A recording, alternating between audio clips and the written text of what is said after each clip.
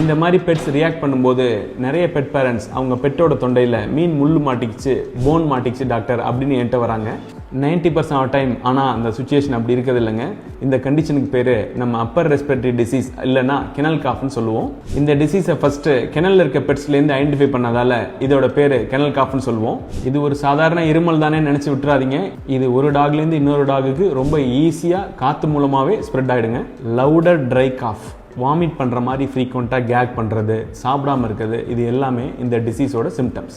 ஒரு good news என்னென்னா, இந்த டிசீஸை ஆரம்பத்திலே ட்ரீட் பண்ணிட்டா இதை ரொம்ப சீக்கிரமாக இதுலேருந்து வெளியில் கொண்டு வந்துட முடியும். பட் இக்னோர் பண்ணிட்டீங்கன்னா 1 or 2 டேஸ்லேயே சிம்டம்ஸ் ரொம்ப அதிகமாகிடும். ஸோ இந்த மாதிரி சிம்டம்ஸ் இருந்தால் உடனே உங்கள் வெட்டிட்ட காமிச்சு இமீடியட்டாக செக் பண்ணிக்கோங்க. இந்த டிசீஸ்லேருந்து எப்படி ப்ரிவென்ட் பண்ணுறது டாக்டர்னு கேட்டிங்கன்னா, இப்போ மார்க்கெட்டில் நிறைய சேஃபான வேக்சின்ஸ்லாம் வந்துருச்சு. அதை கொடுக்கறது மூலமாக உங்கள் பெட்டை இந்த டிசீஸ்லேருந்து நீங்கள் ஈஸியாக ப்ரிவென்ட் பண்ணிக்கலாம்.